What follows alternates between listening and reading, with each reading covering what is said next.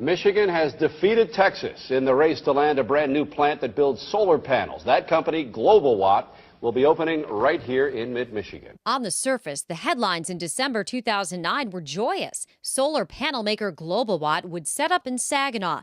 The governor even highlighted the so-called victory in her State of the State address. In fact, GlobalWatt literally left Silicon Valley in California to set up shop in an abandoned auto plant in Saginaw.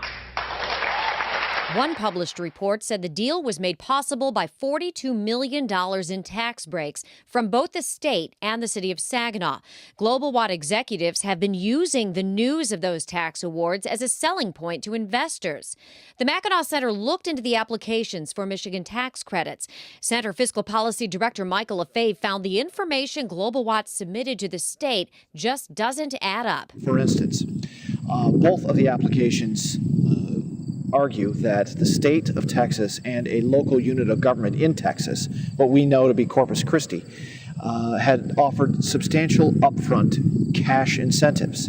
We know that to be false. A spokesperson for the Corpus Christi Regional Economic Development Corporation told the Mackinac Center that, quote, "We did not offer upfront cash," end quote. The spokesperson clarified that while Corpus Christi did offer grants, they were performance-based only. And then there's the timing. GlobalWatt submitted one application for Michigan tax credits in November, the other in December. Again, both contained claims that Texas had tax incentive offers on the table. However, public records indicate that that incentive offer was withdrawn long before the CEO of GlobalWatt signed the application saying that there were these incentives available to them.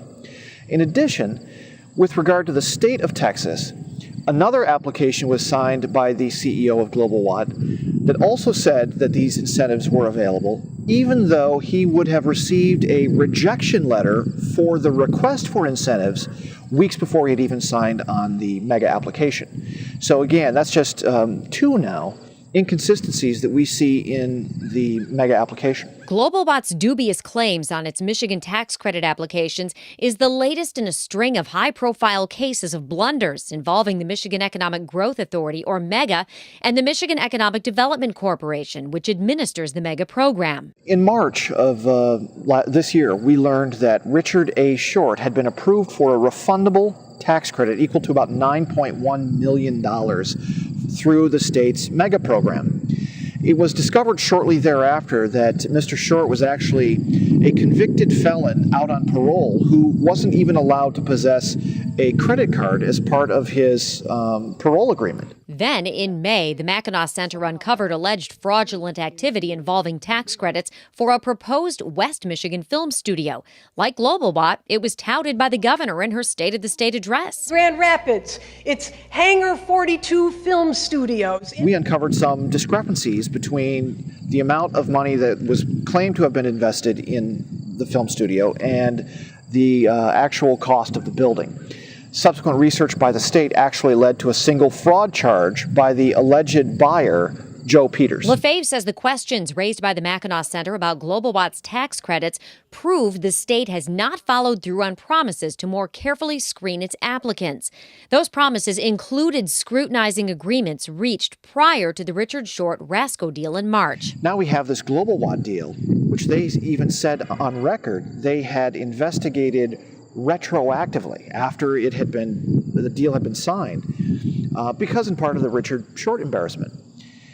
Now we know that it appears they did not really look too deeply into the matter. I discovered these inconsistencies between what was said on the application and what we now know to be true simply with a few phone calls to Texas and a Google search.